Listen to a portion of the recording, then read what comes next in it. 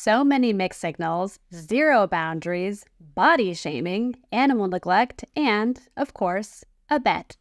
This week we are talking about how to lose a guy in 10 days. And welcome to the Rom-Com Rescue Podcast, a brand new podcast where we bring the love and life lessons from your favorite rom-coms. I'm Kira Saban. I am a healthy dating educator, a certified coach, and a positive psychology practitioner. But more importantly, I spend my days teaching the skills and mindsets of dating. And I'm Isabel. I am a licensed clinical psychologist and an EFT certified couples therapist, and I help couples have the happiest, healthiest relationship possible. Join us weekly as we break down the best love lessons from your favorite rom-coms so we can all get into the best relationships possible. Because we believe that we create our own happily ever afters. That's right, everybody. This week we're talking about How to Lose a Guy in 10 Days, the 2003 romantic comedy directed by Donald Petrie, starring Kate Hudson and Matthew McConaughey. Let's talk a little bit about it. Could you tell us the plot, Isabel? Let me give you a quick overview. Give me a quick overview. An advice columnist, Andy Anderson, who is Kate Hudson, tries pushing the boundaries of what she can write about in her new piece about how to get a man to leave her in 10 days. Her editor, Lana, loves it, and Andy goes off to find a man she can use for the experiment. Enter executive Ben Barry, Matthew McConaughey, who is so confident in his romantic prowess that he thinks he can make any woman fall in love with him in 10 days.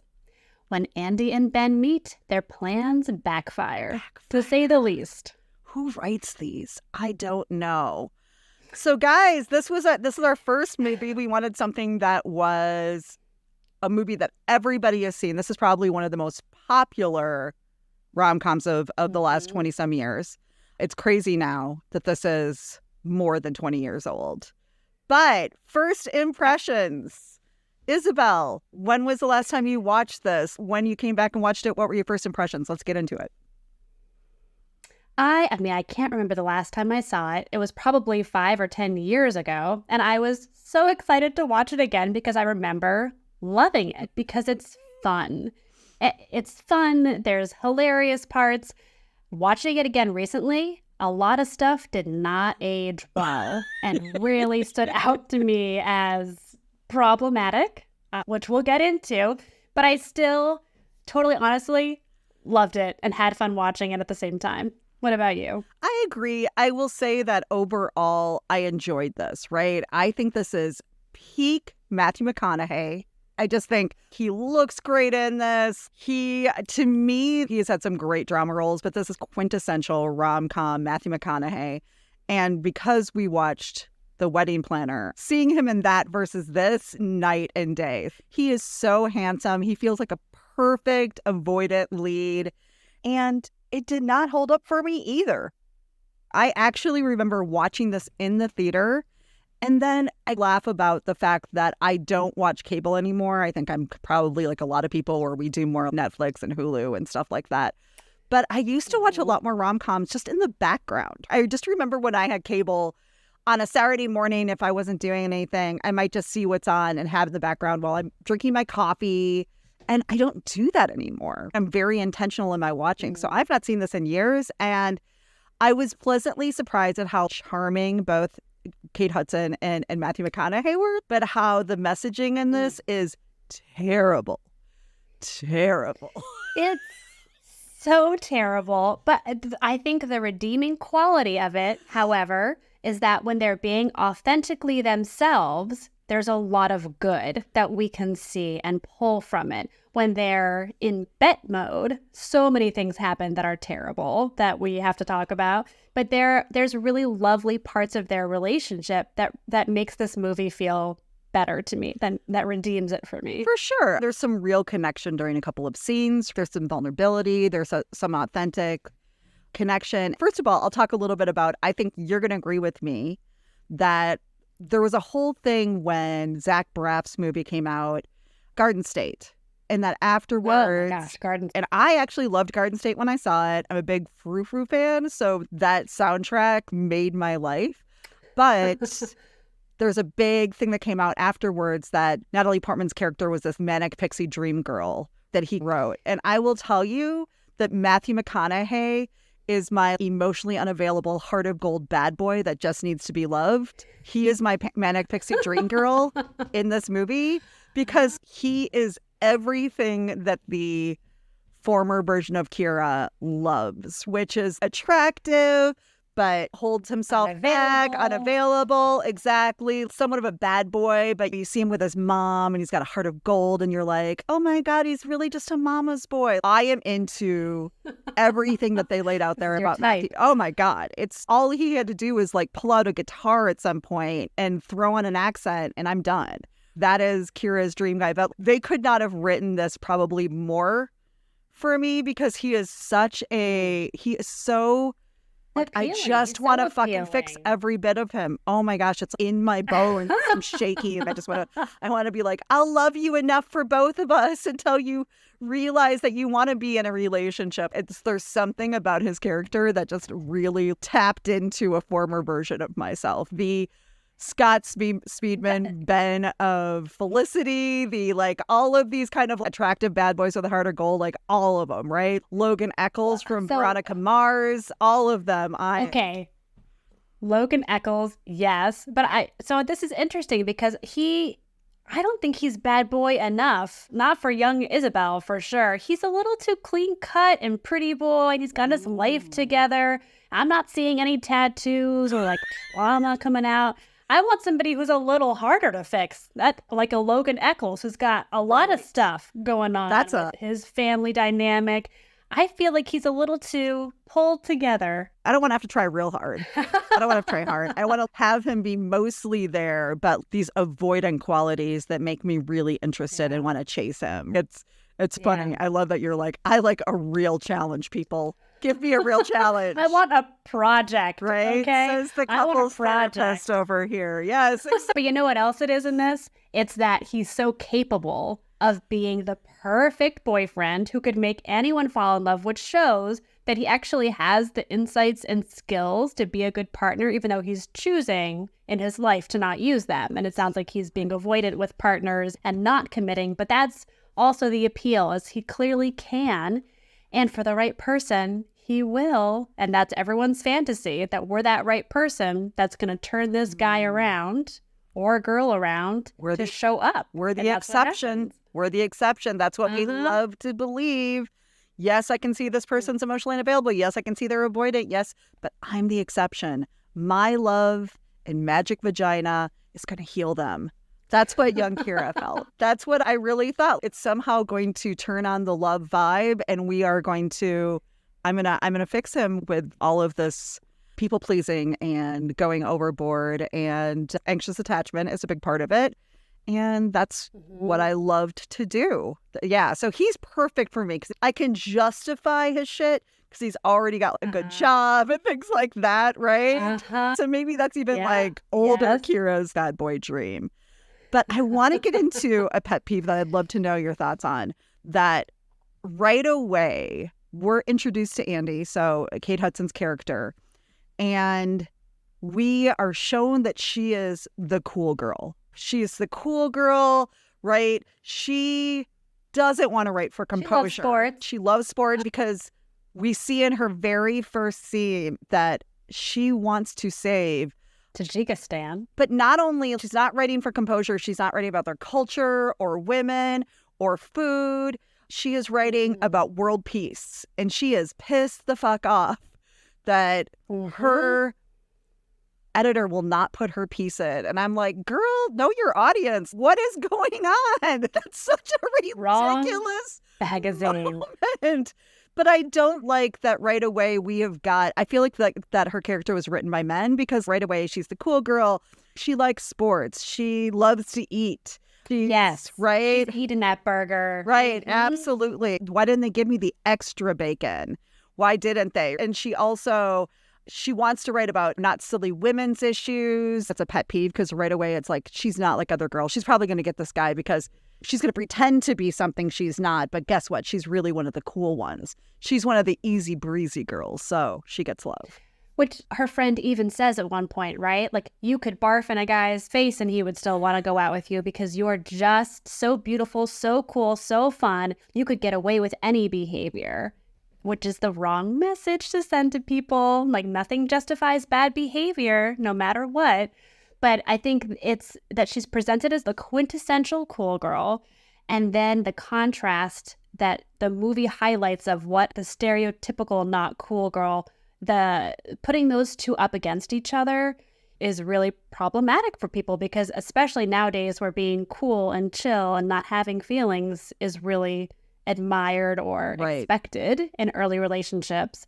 It's bad messaging all around, and it's extremes, right? Which is not usually helpful. And maybe they also wrote her as a manic dream pixie girl because, because you know what? She's super beautiful, really intellectual, has her master's, and wants to like change the world through her writing and journalism. She loves sports. She loves to eat. She doesn't mind drinking beer right out of the bottle. They're just like right away creating what we think at least men want in a woman, so that I just am not into anything that is constantly shaming women or anybody for being who they are. And I feel like particularly in this time, so the whole Monica on Friends are just like, I'm breezy, I'm the cool girl. We also had Sam on Sex and the City, right? Like these kind of avoidant personality types, which we're actually going to talk about today in the deep dive a little bit about anxious attachment, avoidant attachment, attachment styles. But we see them and we start to think they're the girls who have it together. They're the girls who get the guy.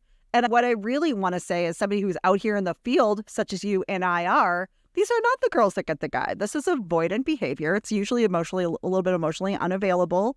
And they may like all of these things which feel like a bigger commonality with some of the guys that you're meeting, but it's not real. And just because somebody has some things in common or likes certain things doesn't mean that they know how to create a relationship, doesn't mean that they know how to choose a good partner, doesn't mean anything. And we won't even get into right away. The next section I have is like the worst love lessons, but my beef, again, for probably every rom-com we're going to watch, my beef is going to be the shortened, ridiculous timeline of them, quote unquote, falling in love, right? That they somehow now know that this is the person that they want to be with in 10 days or 2 weeks or 1 month, which is just very unrealistic to be able to choose a partner and know that they're a good match in that amount of time. But straight up to we have to mention this. So she's going to write this article about her friend Michelle and do all of these tropes, do all of these things that women supposedly do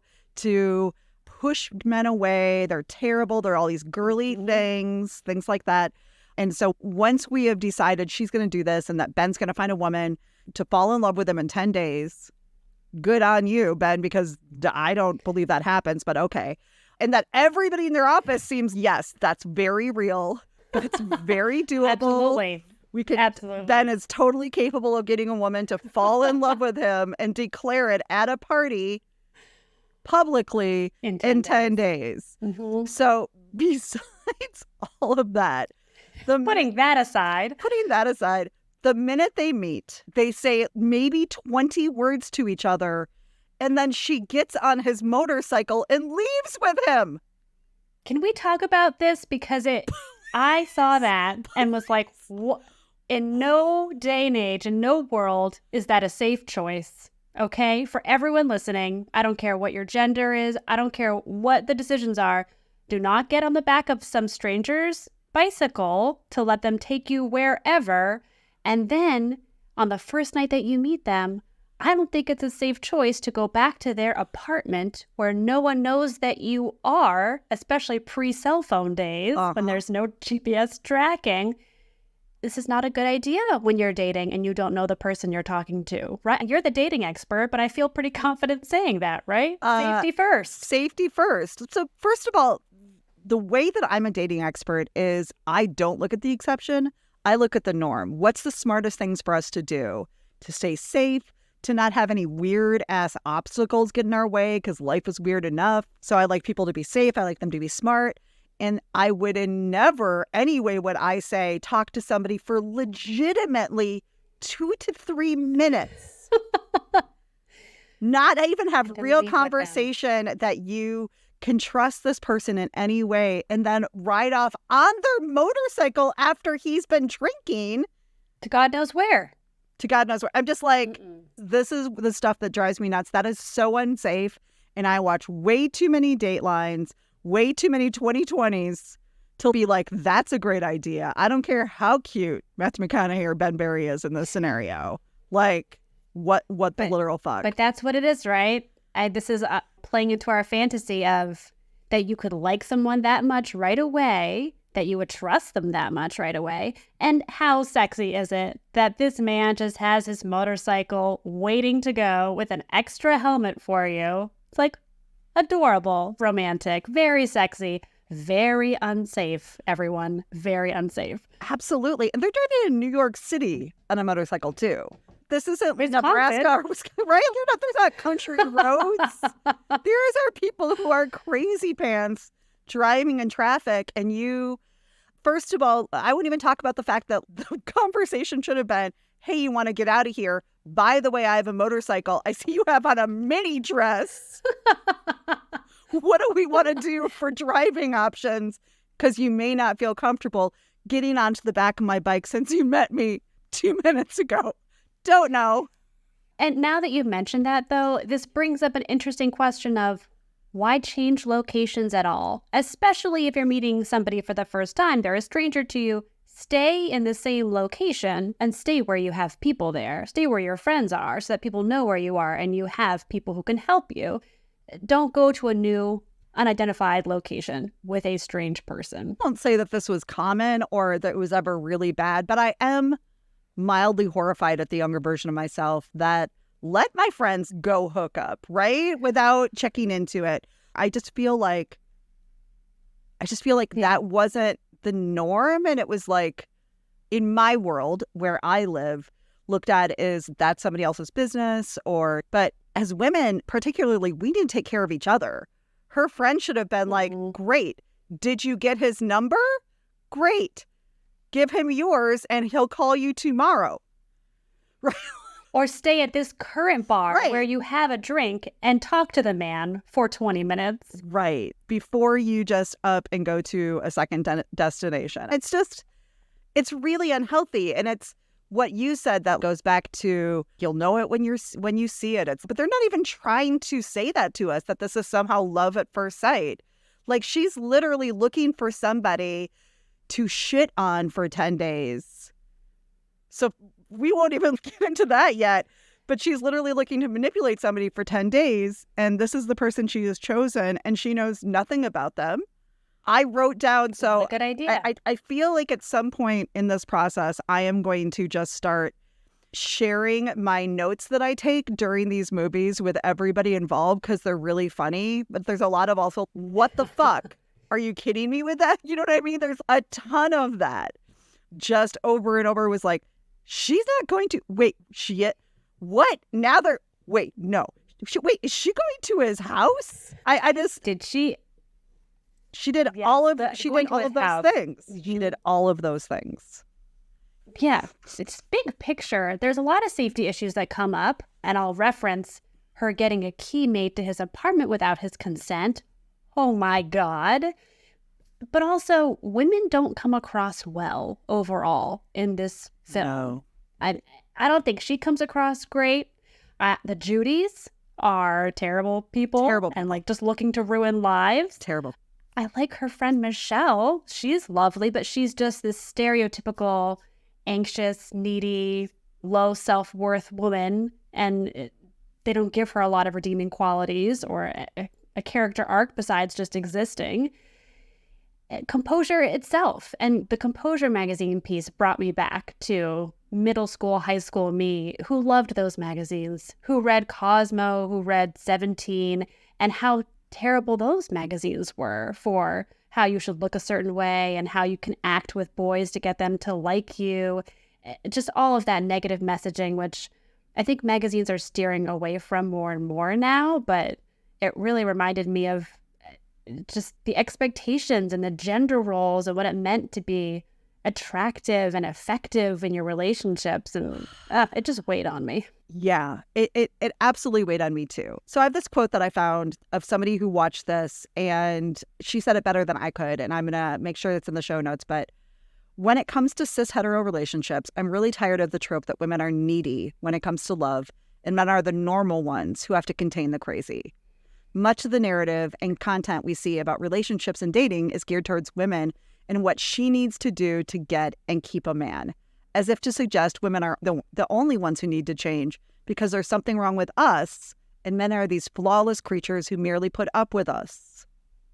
Oh my fucking God. That's it. That's exactly it. Especially with this movie as an example, because he's actually a pretty wonderful partner. He's doing it for a reason, but he responds to her intensity and to her boundary violations and to the lies that she tells with a lot of, shall we use the word, composure and compassion and calm, right? Thank you.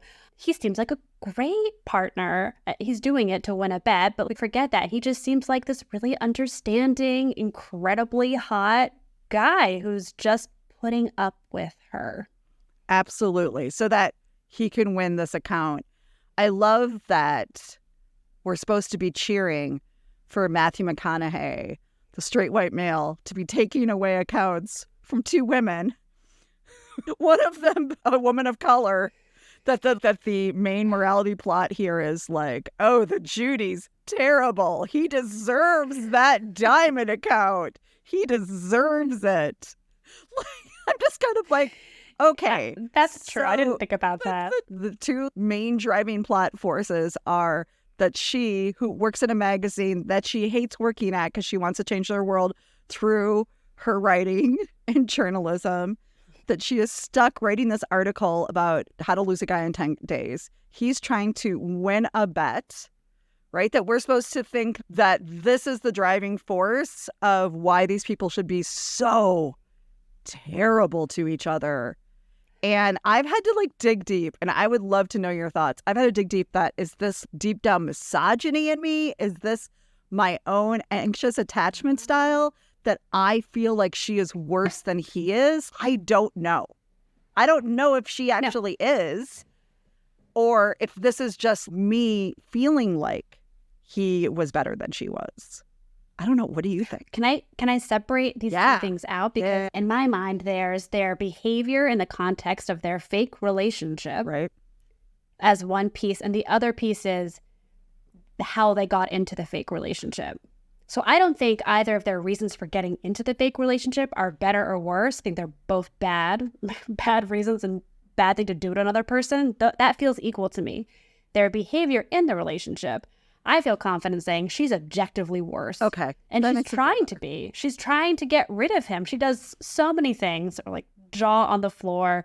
That's so inappropriate. That's so unkind. You're just lying. That made him look terrible, made him uncomfortable. And he was intentionally not doing anything to upset her because he's trying to lure her in to make her fall in love. So they're both being deceitful and they're lying, but behavior-wise, if we're looking at it strictly from what is good and bad behavior and how you respond to your partner and treat them, she behaved worse. Okay, good. How does that land for you? No, that lands. I fully see what you're saying, and I fully agree with it. Because I was just kind of like, wait, is this me? Is this like is this my stuff that I think that she was 10 times terrible? And it's also because I think I'm really turned off by that needy behavior because I worry about it in myself. I'm really turned off by her doing that because I'm like, that's the opposite of what I want to be. But ultimately, here's my real question to you, Isabel.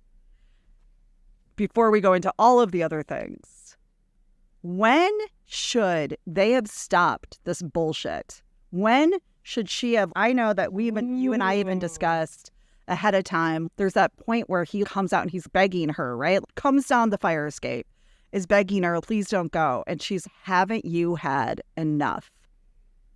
And in that moment, I don't know why she's passing off that responsibility for him to say no. Where should she have said, this is actually not okay anymore, right? I inherently when they were coming up with this article idea, I was like, do all of these people hate people? Just hate people who could literally use someone for 10 days for an article without their knowledge. And we're supposed to, because we all have the bigger picture, we're supposed to think it's okay because he's using her for a bed and blah, blah, blah. But ultimately, if we step back and go, this group of people just said that you should literally stomp on someone's... Use someone. Right, use someone and stomp on their feelings without any repercussions or consequences, and everybody's go for it. I just want to point out it was her responsibility whether or not he said to say, I'm sorry, that was not okay. There was a way for her to do this without being an absolute asshole, which I think she was. I think about when they were coming back from the time at his family's house, which I think is by far the most delightful and nice part of this movie. And we get to see more of the real people in that. But you see her physically uncomfortable because they've just had sex in his parents' bath. Why did they have sex for the first time in his parents' bathroom? They couldn't have waited to get back to his place or her place or grabbed a cool motel down the road because Kira, when spontaneous desire hits with the love of your life who randomly falls into your lap, you can't control yourself. You can't not have sex with them in that moment. And that's just a fact. Thank you for making sure that I understand that you know that fact. I hope everybody can read the sarcasm right now coming off of Isabel so you guys don't think, no, like how ridiculous is it? You're not actually going to have loud and vocal sex whether you have intentions with this person or not. She has just said, your family was so kind to me and your mom when she hugged me, but yet I'm going to have sex. Continue this facade. Right. I'm going to continue this facade. I'm going to have sex with you, which feels weirdly non-consent because she's just not even pretending to be a real person. And it's just honestly, like all of that shit was just really fucked up for me, how she just kept going and going and going, although she's clearly upset him, she's clearly hurting his feelings. And I'm just like, there has to be a point that we have to say that whether this is for a rom-com or whether this is for a job or whether this is for whatever, as society, we have to be like, that's not okay. There are limits. It's supposed to be a funny magazine idea, and I get that. Although why they couldn't just use her friend's experience to write the article because clearly it already happened is a little confusing to me. I think she crossed the line getting a key to his apartment because that is a safety issue. That is, in no world would that be okay to do that with somebody not knowing about it and agreeing, and pulling his family into it. When she talked to his mom to get baby photos for this jokey album she makes, that goes too far. That affects somebody's life in a serious way. Now his mom thinks he has a serious girlfriend that's going to maybe be a part of their family one day. That's too far. She shouldn't have done that in the first place. So once he broke it off that night when the poker, scene happens, she should have stopped before that, but definitely that. And then she should never have gone home to meet his family if she was still doing this as an article, as a joke. And part of what's so egregious about it, it's the family piece, it's the boundary issues and the safety issues. I guess why he feels more redeemable is because he's not insisting that this is going to end. Maybe he makes a girl fall in love with him and he falls in love with her too and they stay together. Whereas she has a goal here, which is to shake him, which is to get rid of him no matter what it takes. And that feels a lot worse to me. Right. He's not saying I'm going to make somebody fall in love and then the second they're done at that party, I'm done. That's been his MO, but that's not his expectation in this. Hers is that she's going to find a way to force an ending. And that's why it feels really icky. I don't know. Is that how you feel about it? Yeah, absolutely. First of all, I love how you never actually see them work at this job. We see them eat lunch there. They go up on a rooftop and are drinking during the day. She's rescuing her friend who's crying at home. Nobody actually works, so I want that job. And because I just thought that was funny, but when they're on and she's, ladies, what else do I do? Bring out the big guns. This and baby talk and whining hasn't worked. Like, what else can I do to me, at that point, wouldn't she go, okay, I tried some of these things. This was the response. Now I have an article, right? Great idea. Pivot. Right? Pivot. Or that's when you sit down and say, why didn't these things work? Historically, this drives men away. It happened to my friend. How come he's sticking around? Maybe I should talk to him and find out what is happening, because that's interesting, right? That's an equally interesting article. So at the end, when she's talking to her editor, and her editor's, I know that you'll do the right thing and you'll finish this. I was like, is that the right thing, though? Does she have to finish this? Can't she just rate the article as if it worked? I don't know. I mean, better yet, I would have been interested to read the article. The article at the end, of course, was going to be her declaration of, I fucked up, I actually fell for this guy, yada, yada, yada, as we knew it would be. That's a nice rom-com trope. Same thing happened in Never Been Kissed. So it's something we've seen before. However, I now record enough and write enough in this business to know there's 1,000 different ways that she could have written that article that would have not taken anybody down in that process. Whether that be quotes from men, quotes from women who have dealt with this. We don't need to talk about the moral integrity of journalism right now.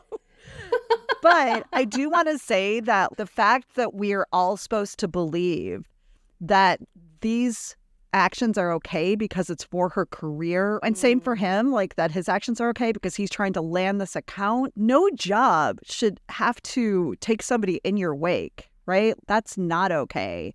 And I'm a little shocked at 2003 Kira, who thought that this all made sense, that she'd be doing this with this guy to get her article, and he'd be shitting on these women to get this account because he's the first one who supposedly heard about them looking. So now he deserves this account. We all believed because, well, it's for the job. And I even think that in 2024, we're questioning our work ethic and our workaholism and our, what we do for the job versus relationships.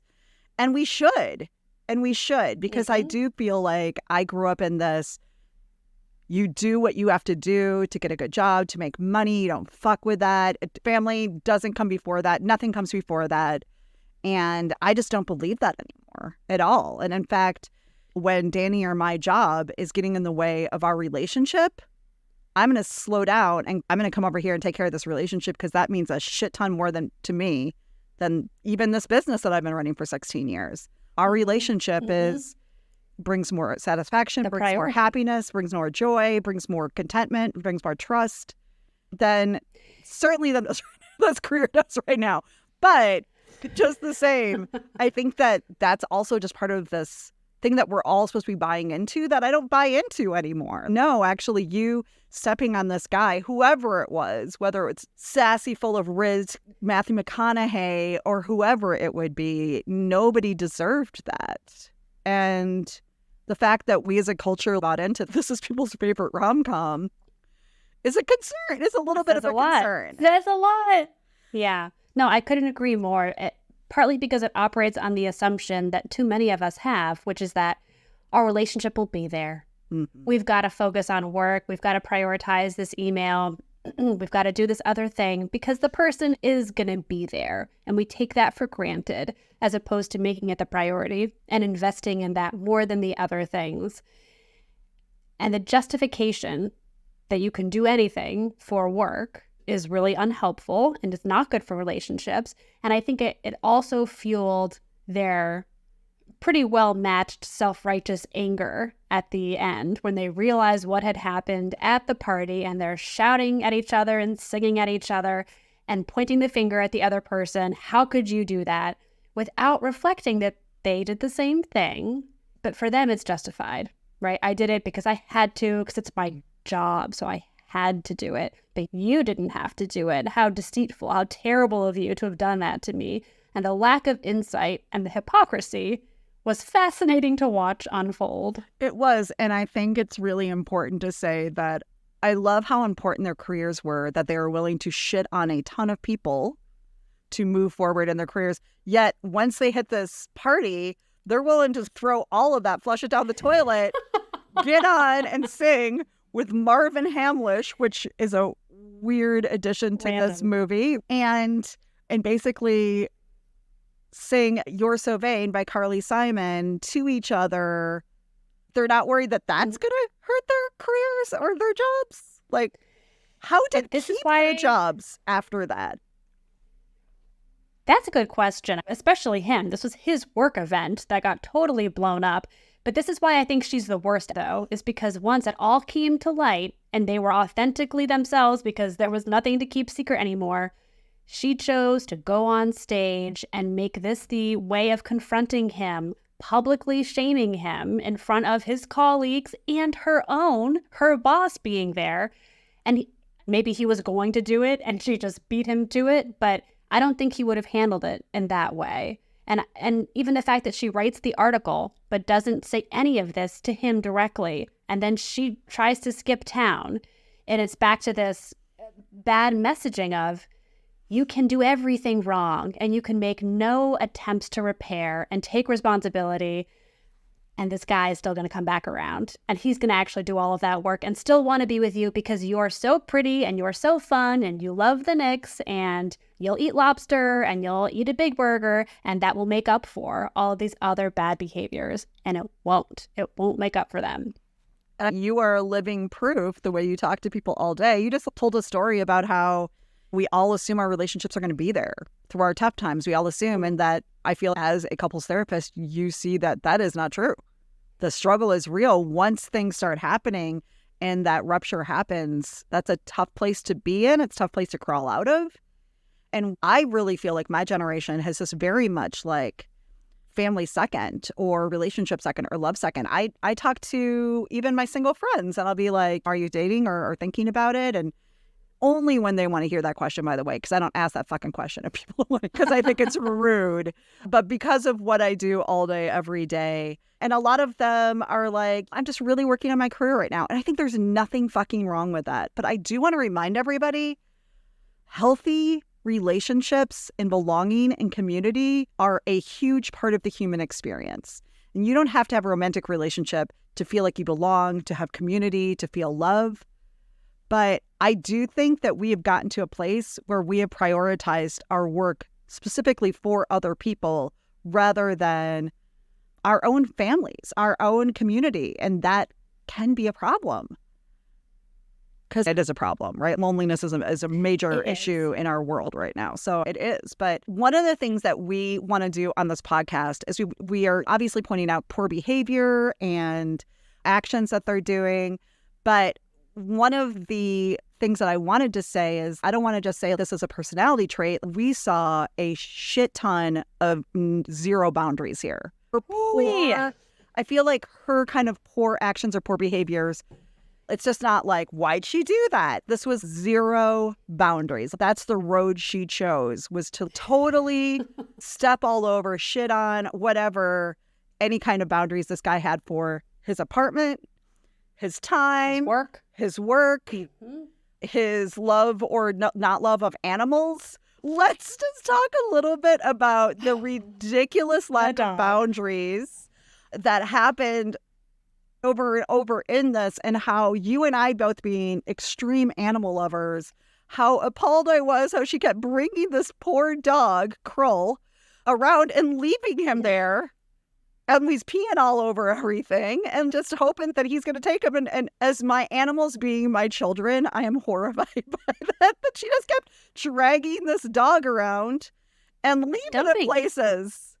Like with him and it's clearly not being taken out enough to use the restroom outdoors. If it keeps peeing on the pool table and the poker table, the felt, right?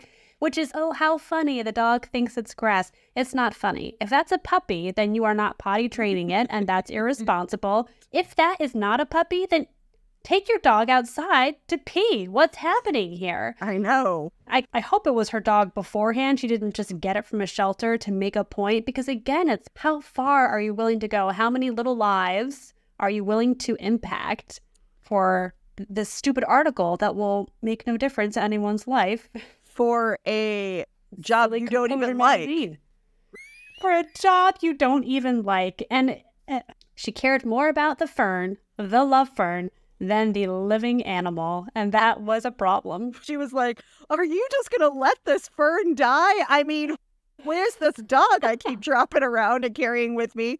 And you're like, she got this from the shelter. I don't think she did. It was like a Chinese crested. Those are bred dogs. She like paid for that dog to leave it around in its little Burberry sweater everywhere she went. Listen. Oh, so I will say, however, it's hard to kill a fern in a week, in less than a week. So I'm wondering what he did to it to kill it, because not watering it for a week will not kill a fern. So maybe she has reason to be concerned beyond what we're giving her credit for if he managed to kill it that quickly. We should put that into consideration. Well, she's not that concerned about him killing this poor dog because she keeps leaving it there with him, hoping he's going to take it out. Where's the food? Does this poor dog have food? Where was the dog when they went away to his family's place for the weekend? I think he would have loved that trip. Looking out over the ferry. Let's redo this movie from the dog's point of view, and I think I'm going to like it 1,000 times better. But the dog enters the scene when she comes to his workplace, right? That's when the dog shows up. She shows up with this dog named Kroll, which we know that's referencing. And this scene stood out to me because it's disrespecting how professional he wants to be at work, and the controlling aspect of wear what I bought you to wear so that we all match, right? And this wasn't anxious. This was controlling to force him to do it and to coerce it with other people present. And again, it's this like public controlling of him. It's manipulation. But I did think so.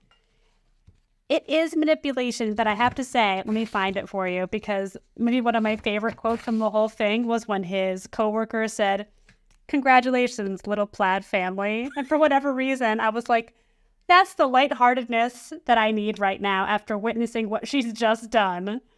That's so funny. I created a list because I think that boundaries are super duper important when we're dating, because we are slowly teaching that person what's okay with us and what's not. And I just wrote a list that I'm sure you're going to have some thoughts on, of not even all the places I saw lack of boundaries. There was so many more. I want people to understand that when you're dating, these are not okay. These are not okay. So number one, Michelle, so her friend who the story is based on, when she's telling the story, she said, "I love you" after 2 days or dates. And then justified it, said, "It's how I felt. I wanted to express myself." Listen, you might be really excited about a new person. You might be feeling a lot of feelings. Like, we also have to know ourselves and that other person well enough, which you're not after 2 dates, to, even if you're feeling that in a moment. And I am not so precious around the words "I love you." I'm not. I actually think that people can say "I love you" to everybody and anybody, and we make it a really big thing. But that's not what you do if you're trying to move a relationship forward. You are not expressing those huge amount of emotions after 2 days without checking yourself a little bit, without stepping back and going, am I really feeling something for this person, or if I'm just feeling something for someone right now and that's exciting? Can I add a little side note to I'd that? love you to add all the side notes. Oh, fantastic.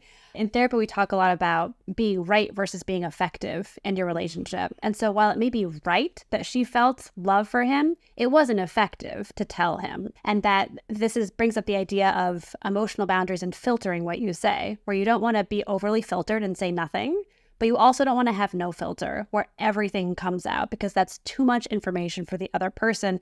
And even if it's right, because it's how you think and feel, it's not effective. And it's just not. And really, it's also understanding emotions enough to realize that what you might be feeling in that moment doesn't mean that's what you're going to feel forever. Doesn't mean that's what you're going to feel from this point on and only this point on. So that's just something I wanted to point out, because I feel that we make fun of that a lot. People like sharing their emotions, or people crying after sex. And here's the thing. I don't actually think anything is bad. The timing is really off there. Something that you might share 6 months into a relationship versus 6 days into a relationship, you can share the exact same thing and have a very different outcome, right? The effectiveness of it, just like you said. Absolutely. No boundaries anywhere. She leaves the purse. Like, I don't care. So once again, they talked like for 20 words. She gets on his motorcycle in a dress. They go have crab, which seems pretty nice. I like crab. And then she goes to his place, and then she leaves a purse with not only Nick's tickets, but seemingly her credit cards, her ID. Mm-hmm.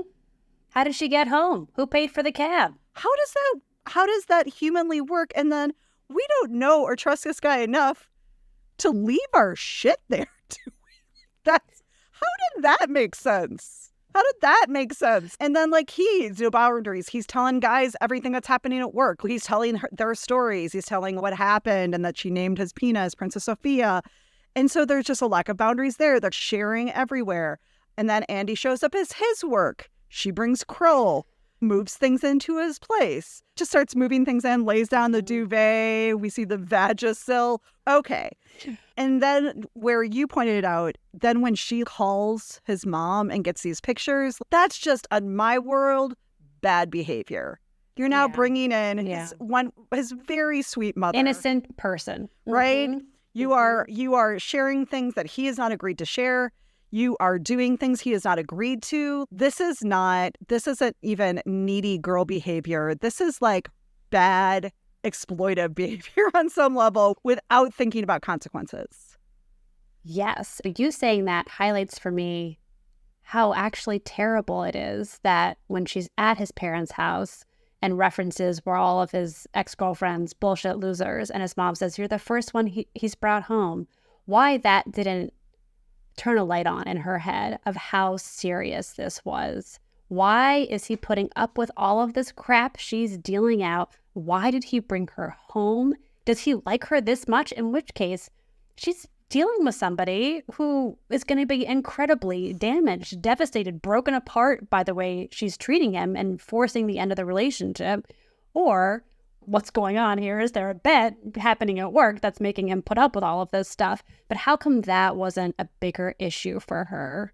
Talk about boundaries. Right? What happened there? And ultimately, I'd like for people to not treat each other like this. But if you're acting badly and someone's accepting it, that's its own level of a red flag. That's its own level of, wait, what's actually going on here that I can act like this and this person just seems to be okay with it, doesn't want to talk about it, doesn't want to set a boundary around it. That's its own level of emotional unavailability or just not really ready for a relationship. Mm-hmm. You know what? And to your point, there's an article. I did everything wrong. This person didn't leave. That isn't a good sign either. I had to be the one to end it. That's problematic in a whole different kind of way. Yeah.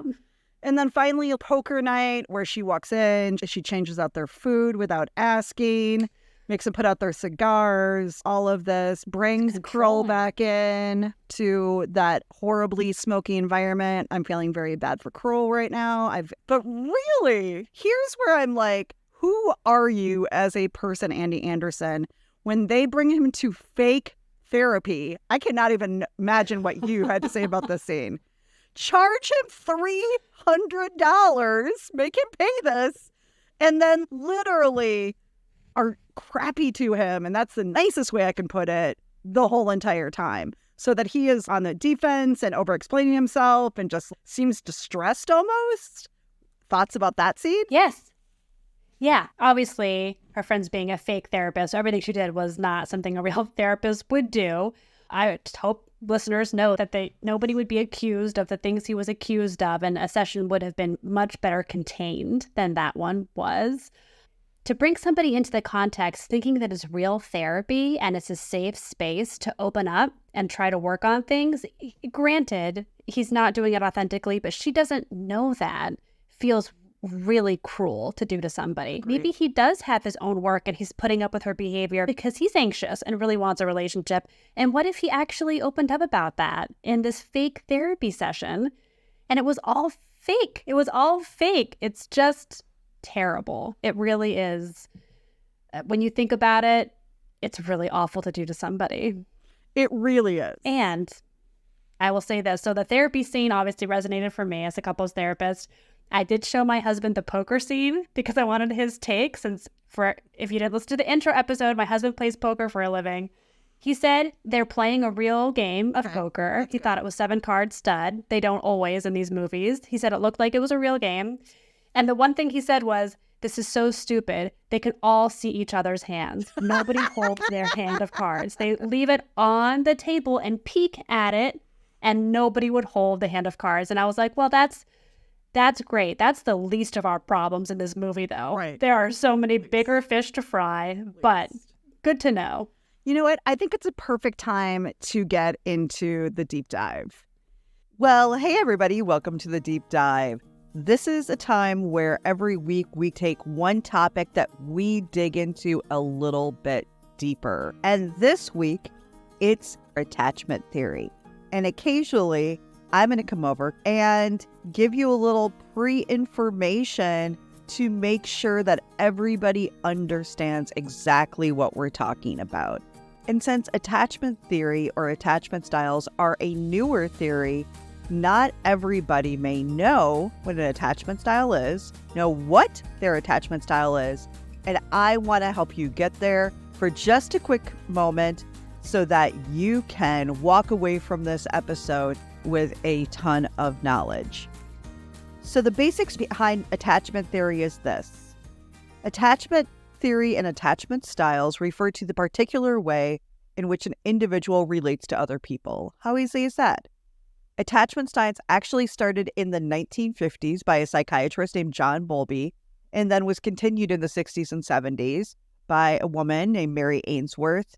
And what they learned was that a person's attachment style is shaped and developed in our early childhood in response to the relationship we have with our earliest caregivers. And essentially the way that we date, the way that we connect to each other, to our partners, and even who we're attracted to is thought to mirror the dynamics we have had with the caregivers when we were young children. So let's meet the 4 attachment styles. First of all, there's one attachment style that we all want to get to, and most of us are just not naturally secure. So the secure attachment is the goal, and we want everybody to get to the secure relationship. But many of us, unfortunately, are an insecure attachment style. It's not our fault. It's not even our parents' fault. They didn't know what they were doing, but there's a very good chance that it is showing up in your adult relationships and you just don't know it. And the craziest part, as we're going to point out in the deep dive today, is that many times we think these behaviors are gender specific, and they are not. They are attachment style specific. The first insecure attachment style is the anxious, preoccupied attachment style. And this is a type of insecure attachment marked by a deep fear of abandonment. People with an anxious attachment style tend to be very insecure about the relationships. They're often worrying that their partner will leave them, and are always hungry for validation. Anxious attachment is associated with neediness or clingy behavior in relationships, such as getting very anxious when your partner doesn't text back fast enough and constantly feels like your partner doesn't care enough about you. Anxious preoccupied can show up as calling or texting your partner repeatedly until they respond, frequently checking social media for them, feeling suspicious when everything is calm, having a hard time saying no to your partner even when you feel like you should, repeatedly asking your partner if they find you attractive, if they still like you, trying to avoid breaking up by all means even when the relationship doesn't feel healthy anymore, sometimes waiting hours or days to text back to get back at somebody who upset you, and maybe even flirting or reaching out to exes to make your partner jealous. And then post-breakup, anxious people are likely to blame themselves. So just a reminder, you are not clingy, you are not needy, you are just an anxious attachment style. And the greatest thing about attachment styles is you can heal them and you can move on from them. The second attachment style is the avoidant attachment style, or dismissive. People with avoidant attachment style tend to have trouble getting close to others or trusting others in relationships because they ultimately don't believe their needs can get met in a relationship. In relationships, avoidant people tend typically to maintain distance from their partners or are largely emotionally unavailable. They may even find relationships suffocating and avoid them completely, preferring to be independent and rely on themselves. So an avoidant or dismissive attachment tends to keep distance from others, push others away when they get close or show a desire for closeness, have a lack of emotional closeness in relationships, fear of intimacy, a difficulty trusting others and opening up, unlikely to seek help in stressful situations, trouble expressing their emotions, a history of short flings, and they like spending time together, but they don't really want to talk about what it means. They also might seem uncomfortable when you express negative emotions about them. They tend to distance themselves when their partners or their relationships are distressed instead of leaning in and trying to solve it. They have a hard time dialing into your emotions, and communication's difficult. And the severest version of this will find the smallest reason to pull away from a romantic relationship. It's not that avoidants don't need affection or intimacy. They're masters at suppressing their feelings and being independent. They've convinced themselves that love and relationships are not that important. The third insecure attachment is actually disorganized. And I'm not going to go deeply into this because all of the information is online, which is fantastic. But disorganized basically means that you swing back and forth in between feeling anxious and then as people get too close, feeling avoidant. The final attachment style that we're all aiming for is secure attachment. And secure attachment is the only secure style. The other ones are insecure. And it refers to the ability to form secure, loving relationships with others. A person with a secure attachment style is able to trust others and be trusted. They love and accept love, and they become close to others with relative ease. They're not afraid of intimacy, nor do they get panicked when their partners need time or space away from them. They're able to depend on others without becoming totally dependent. And secure attachment is considered the healthy ideal for relationships. All other attachment styles that are not secure are known as insecurest attachments. So here is what we are aiming to be or aiming to find. Now, I will say that I don't find that most people are naturally secure attachments. We become earned secure when we're in loving and healthy relationships.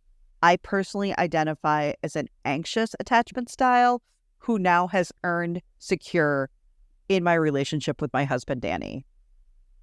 Secure shows up as the ability to regulate your emotions, easily being able to trust others, effective communication skills, ability to seek emotional support, comfortable being alone, comfortable in close relationships, ability to self-reflect in partnerships on what their role is.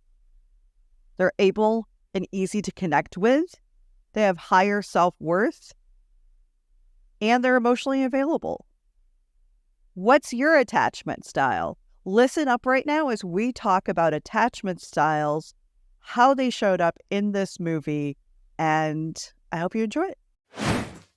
The deep dive, we just dig into one topic a little bit deeper and use our knowledge to help you guys learn from it. And this week, we wanted to talk about attachment styles, especially anxious attachment styles, and how that becomes the trope of that's women's behavior and how it's actually not women's behavior. This is an attachment style. Women can do this, men can do this. We can switch back and forth, but we wanted people to understand that part of the issue for me for this movie was the fact that we kept saying these are things that women do that push men away. Instead of this is an attachment style that shows up, and it can show up in women, it can show up in men, it can show up in non-binary. It doesn't matter who you are.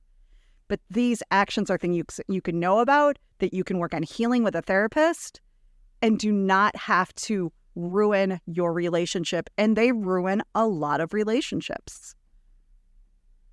They do. But just as you said, they can be worked on. They are not permanent if you don't want them to be.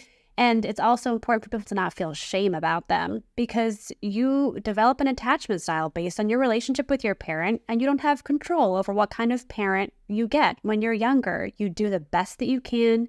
You cope in the best ways you can. You learn whatever you learn. And then later in life, as an adult, you get to be intentional with what you do with your childhood experience.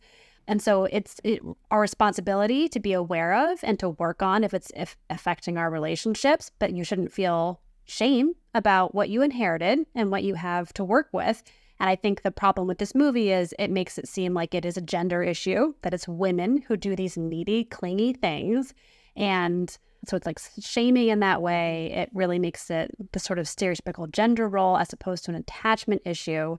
And the movie also brings in avoidant attachment, which we talked a little bit about of actually they both sound pretty avoidant, that they don't have long relationships and they write people off. And if things get complicated, they're out the door, which is interesting that they both are allowed to be avoidant as real as their true characters. And we don't attach avoidant to men in the same way that we attach anxious attachment to women. It's true. So what we're talking about is the anxious attachment style. I'd love to dive into that for a second, how that shows up, kind of some of the ties of what they were trying to show in this. But that, once again, this is not gender specific. This is attachment specific. And for me, learning my attachment style, I identify as anxious attachment. I know this about myself. I can actually tell stories of this happening in the first year of my relationship with Danny. I have stories that make me look like an asshole. You'll have to listen to my podcast to hear those stories. But it can feel really out of control, and it can feel like there's a part of our personality that's broken. And for me, understanding that this was a response to how I was raised, a little bit of a response to the way that society or culture raises women in general. It's created, but it also can be changed. That I'm not broken, that it's not a personality flaw, that I'm not so clingy and needy that no one will ever love me, that when I learned this was a reaction, a response, I could watch for it. I could work through it. I could pause and not react, because there was many times that lack of emotional control or regulation, I would all of a sudden send angry texts, that I would reach out to an ex because I wanted attention and the person I was dating wasn't giving me attention, right? I was doing these things to just in a moment soothe my emotions that didn't create long-term results that I wanted. Can I say something? Yes, please. Great. I think the best way of condensing what you just said is perfect, because it gives really concrete examples for people who are anxiously attached do, which is when they feel their relationship is threatened, when it feels insecure, right? They reach out for contact. And sometimes it's reassurance seeking of, you love me, right? And we're good, right? Sometimes it's people pleasing to make sure the person's happy with them. Sometimes it's behaviors that end up pushing their partner away, like sending off a bunch of angry texts or accusing their partner of something because they want contact. And that's how they feel safer, is being in connection, even if it's not actually real healthy connection.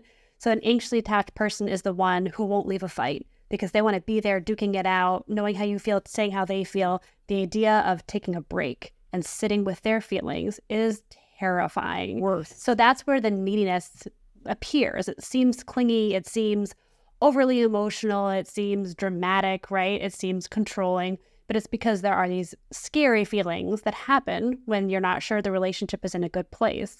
And we see a lot of that come up in this movie.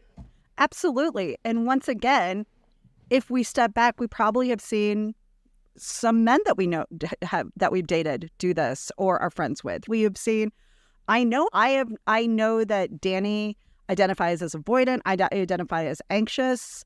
For people to know, the craziest part is that anxious and avoidant usually tend to be attracted to each other. To avoidance, there's not enough anxiety to click, right? There's not They enough. just part ways. Yeah, because they're not into love enough or like trying for it enough. So this really happens in society. But what we're seeing are two different attachment styles, but one kind of taking the brunt. And I believe that in this movie, we see the anxious attachment style kind of being thrown as, this is what girls do, this is what women do, but taking the brunt as, this is the unhealthy behavior, versus a lot of times we're also responding to an avoidant who maybe isn't connecting with us as much as we want, is maybe inconsistent. A lot of times we can really glom onto emotional unavailability. Like I said, his nonchalance, I can take this or leave this. It is my crack.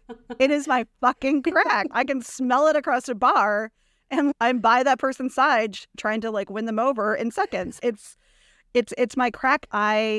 Because I unfortunately believed that I had to earn love.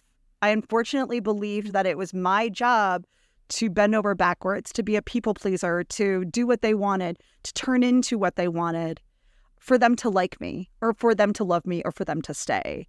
And all it did was dampen down who I was, keep me in this like really fierce space. And there was never enough for people to actually connect to because I wasn't being myself because I was so scared to show who I was or have needs or want to ask for anything that people would just be like, okay, I like you, but I'm not like in love with you. And for a long time, just as you and I pointed out before we started recording, I think probably the most truthful statement was that we went over all of Michelle's behaviors in that scene about she doesn't know why it didn't work out after a week and a half. She's mystified. I think she actually used the words, I'm mystified. And then we do this list of all these different things that she did. And she's like, I know why he left. It's because he thinks I'm fat. And that's where my brain would go to. And I think that is one of the hardest things about being somebody plus size is that for years did not look at who I was choosing, how I was acting in that new relationship, what I was teaching that person, what kind of boundaries or lack of boundaries I had. And then if they didn't like me, I'd just be like, oh, they're not attracted to me. Instead of going, I'm not actually being enough of a person here for somebody to want to connect to because I was so busy trying to caretake their feelings so that they wouldn't leave. And thank you for sharing that because I think that will resonate with so many people because that has been the messaging for so many women, especially women, but really all genders. And the movie, and this is the part that stood out to me, really emphasizes that idea. There's a lot of body shaming. Mm-hmm. There's a lot of judging people based on their appearance and their bodies. Mm-hmm. And there is this message that Andy can act the way that she did and not apologize and publicly embarrass him and not even be the one to repair, and he'll still come back to her because she is so great and so fun and so pretty. And even her friend who did all of those things to drive this guy away initially, right, who really was too much and unboundary, even he comes back at the end. Even he shows up out of nowhere. But why? They didn't change their behavior. They didn't take accountability for the way that they were, right? There was no like insight happening, but they're both really beautiful, thin women who are so desirable that the men will just come back at the end. And that really landed wrong for me. And that because they're beautiful, people are supposed to put up with their bullshit, right? Mm-hmm. That like we are supposed to, just because Andy is so just naturally pretty and perky and beautiful and has a great body and is the cool girl, right? That no matter that she acted honestly horribly, the fact that he just shows up on his motorcycle with the love fern, not the dog once again. Where's the dog? Where's Krull? But shows up chasing her down at the end of this movie when nothing has changed besides that he read this article that, okay, I'm willing to give that the benefit of the doubt that she got enough kind of explanation out to warrant a conversation with her, but not like him chasing her down with the love fern.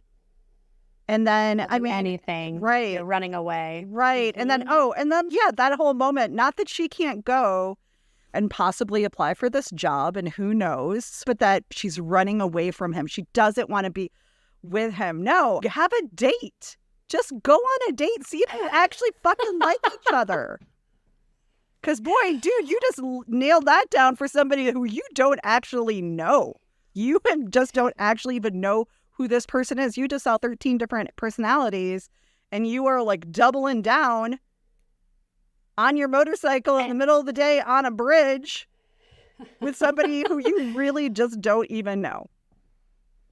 And that actually harkens back to our conversation as to what's wrong with him that he's putting up with all of this, because that's actually a question by the end of this. How could he be so confident in going after her, even knowing that her behaviors during this 10 days were intentionally ridiculous?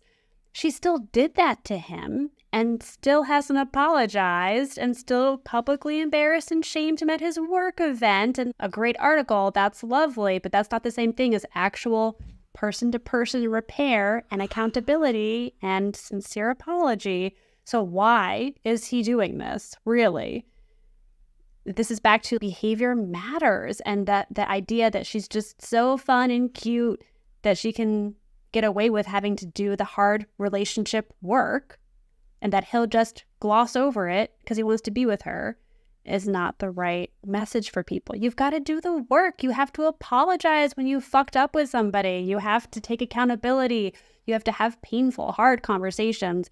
You can't just publish an article in Composure magazine and erase everything that happened. You cannot. And I think that is the number one thing I want people to take away from this is you can't grand gesture your way out of this bullshit, right? They were both, particularly her, pretty terrible humans to each other from the moment that they chose to do this.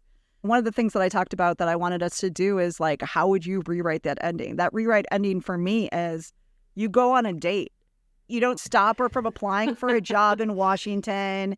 You let her know that I read your article. It meant something to me. Why don't we go on a couple of dates and see if there's something here? That's what I want to see. Because ultimately, I think they're going to have to build some trust. I think they're going to have some very tough fucking conversations on what about her actions was real, what wasn't. We don't really even know, right? And we haven't even talked about, besides the fact that they both like the Knicks. Do they have anything else in common? I have no idea. We don't. Do they want the same things? Are they looking for a relationship? Do they have the same goals? Do they maybe want kids? Do they even want to raise poor Kroll the dog?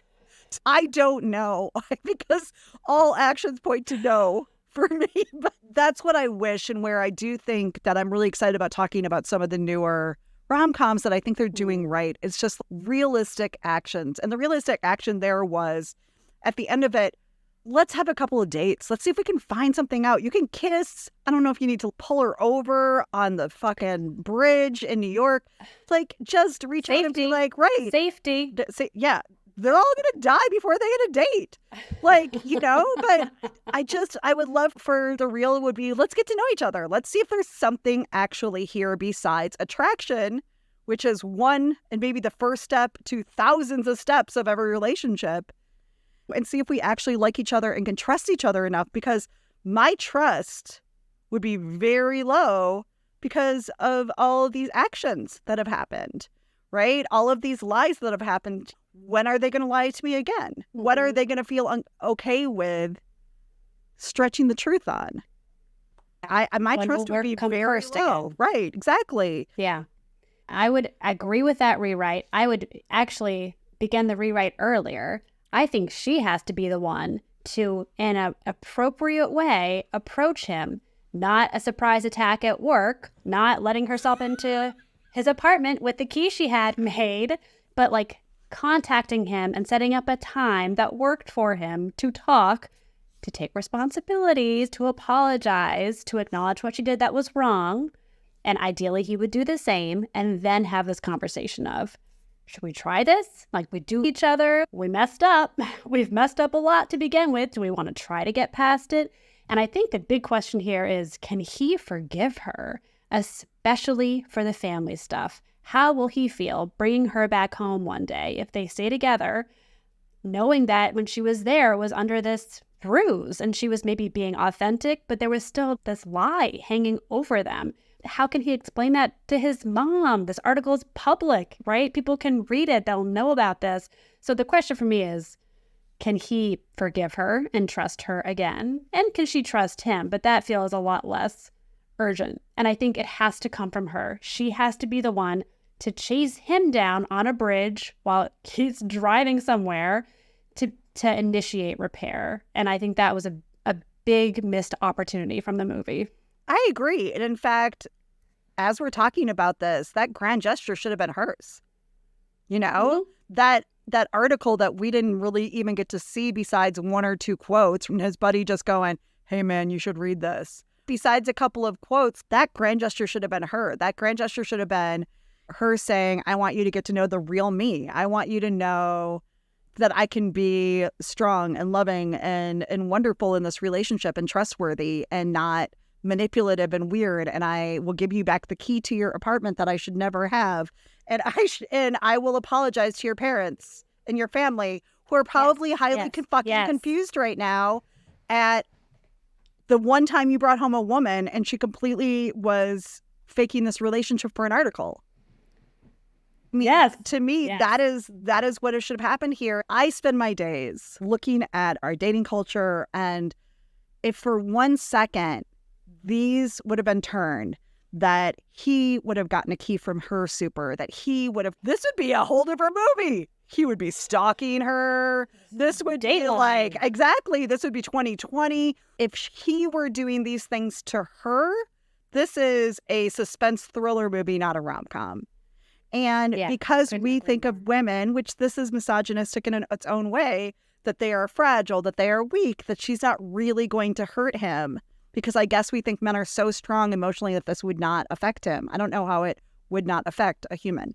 But, you know, that we completely brushed under the rug that if this was a man doing this, we would all be up in arms. This movie would never get made. Mm-hmm. Although he seems unaffected, but he's avoidant, so I'm sure he's repressing a lot of feelings.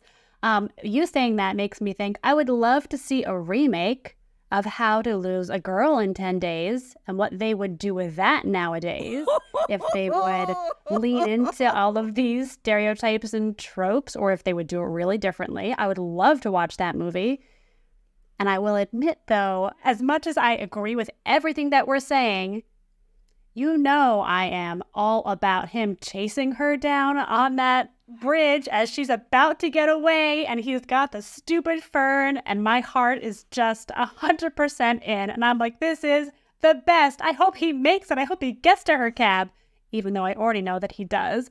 So there is something so just appealing about the romantic gesture, and it's so much easier and cleaner than real repair and reconnection, which is necessary in life and relationships. But God, if I don't love an over-the-top, ridiculous, fake repair that just feels very lovely. I don't know. The fake repair. I have to admit. No, it's okay. It's probably going to be we're going to see that a lot on here, right? Somebody just showing up, declaring a statement or a rant, or honestly, just even a line, and you had me at hello. That's all she needed for Jerry Maguire. Geez, raise the bar, honey. But I think we're going to see that a lot, right? Which is that these couples are supposed to just feel good and trust each other immediately after crazy, bullshitty behavior. And that's not real. In real life, even if she wrote that article, honestly, I would hope that he would have enough self-worth to be like, I see it, I get what happened here, but I can't trust you. Pass. Right? Mm-hmm. You brought my family into this. You came in at my space without asking. You really crossed some boundaries here that are not okay with me. That, to me, is the real here. I would love to share with you a little bit of fun trivia I found about this movie. Oh, tell me. Yes. So a couple of things. So first of all, this is based on a picture book from the late 90s. I guess you can still get it on Amazon. Yes. Like a cartoon book. Here's how to lose a guy in 10 days. And it's all of these tropes, these things. And so they found this picture book and they used it as a basis for this movie. I thought that was interesting. But the two authors who wrote it are the names of the two female characters that are her friends. So Michelle and Annie, I believe, were their names. But they were actually named after the two women that wrote this. It's supposed to be funny, of just these are things that they've seen themselves or other women do. Now we know a ton more about attachment styles and things like that. But I thought that was super interesting. Source material comes from a lot of different places for these movies. A lot of times they're remakes. Next week, we're doing a movie that is a remake of a 1940s movie. And to prepare for her character's role, she actually followed Anna Wintour, who is the editor of Vogue, for a couple of days. I think that probably helps. And then Andy was actually originally supposed to be played by Gwyneth Paltrow. Really? Which I do not see Gwyneth Paltrow in this role at all. I think this would have been a completely different movie. I think it would have been a much more serious movie. Right? Yeah, because I don't have that. Yeah. She doesn't have the zany. I think that Kate Hudson does a lot of physical comedy in this. That's fun. And that I don't really see Gwyneth do. And then the yellow dress is still a thing. You can actually find it on Etsy. People get it for wedding dresses. People get it for prom dresses. You can still, for like $200, buy this exact dress. People still love it. I think I saw it up to size 26. So anybody who's interested in wearing that yellow dress, you can still get it 21 years later. I think that's amazing.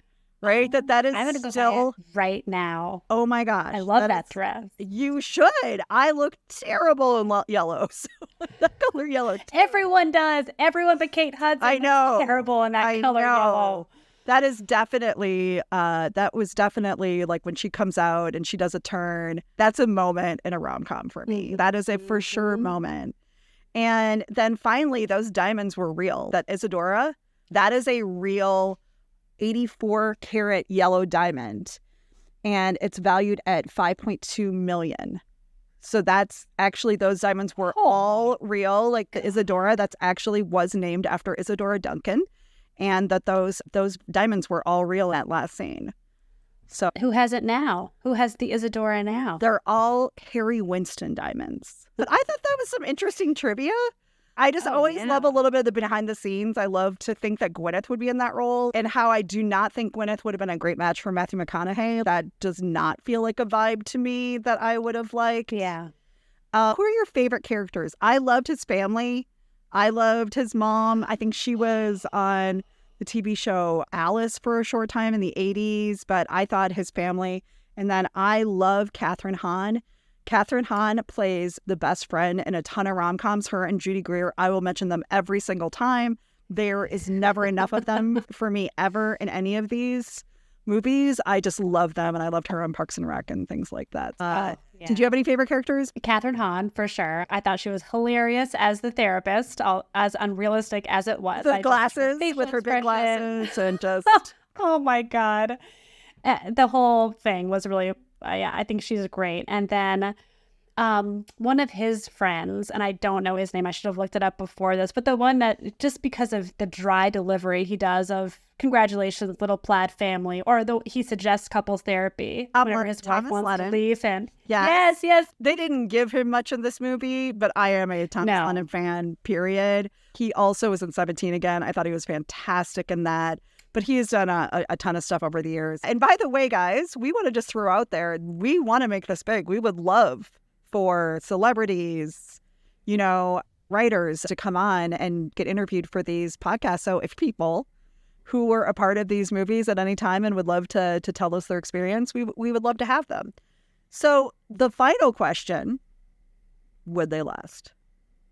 Well, Kira, I'm excited to hear what you think. I went back and forth on this a lot. Two avoidance together don't have a great track record. However, based on his behavior at the end of the movie, I think they would. I think that there is a legitimate attraction there. He's willing to put up with and forgive a lot, which I think would be necessary. I could see it working. I could. They have the same mentality about how work is more important than treating people well. I see a lot of commonalities for them. But I can see your facial expression that you might feel differently. I think that also, as kindly as I can say this, it'll be a very rare movie where I say that I think they can last, just for the timeline alone. Going with the information we have, I'm like, maybe, but... Who knows? Right? Who knows? But I do agree. I think to avoidance, I think that they would honestly... I think I stand by. I feel like the trust would be really hard to get over. I really feel like looking at like this not as in, hey, would they last, would they not? I don't think they know each other that well. Who knows? And I live in the world of dating, which is helping my clients through, do you want to have kids? Like how to have that conversation. So there's just so much information we don't have that I think could stop this relationship. We really have less than 1% of information because we didn't even get to see necessarily real humans a lot. We didn't get to see her as who she is. And who I think she is highly avoidant. She just seems to be...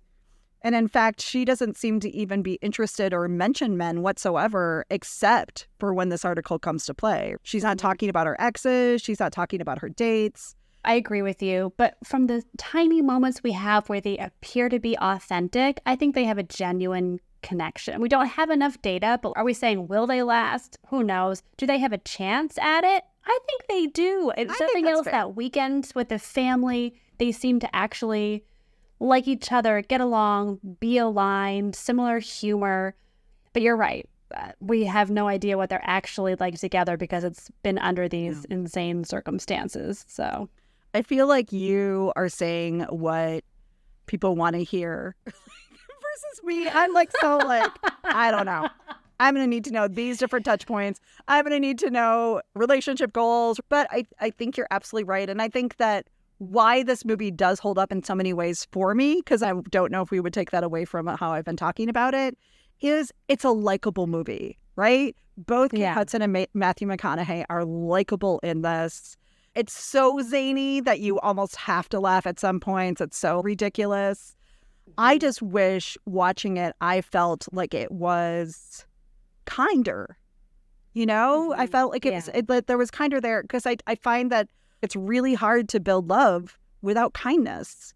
And there was so much lying and manipulation and things like that, which is what make these movies fun and interesting and want to watch them, because this isn't really usually happening in real life, where two people happen to be manipulating the other person at the exact same times over this exact, that doesn't usually happen.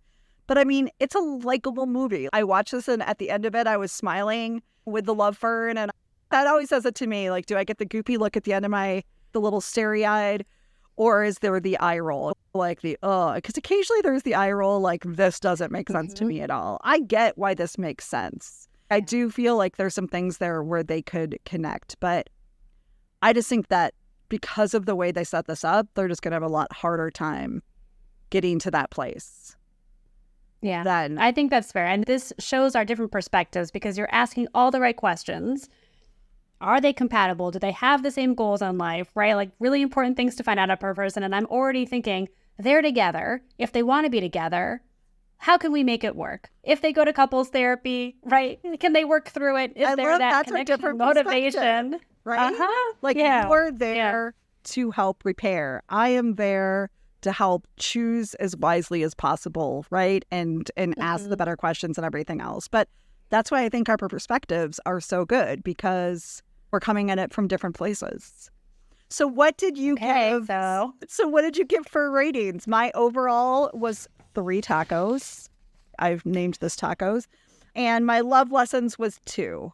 So that's out of 5. That's out of 5, because I am a little harsher judge than I think that you are. But that's good, because we got to have some lightness. We got to have somebody who's a little bit of a hopeless romantic, because I don't know if it's me right now. It's me. That's absolutely me. Okay, so I gave it a 4. I thought it was so fun, so enjoyable, and I'm able to look past the parts that I think are problematic. For healthy lessons, I also gave it a 2. Yeah, because they're not there. They're not there. No, they're not. Even when they're being authentic, the lessons aren't there, right? When the truth comes out at the party, they don't handle it in a healthy, good way. So I think 2 was actually being pretty generous. It's probably because I like the movie that I gave it a 2. All right, guys, that's it for today.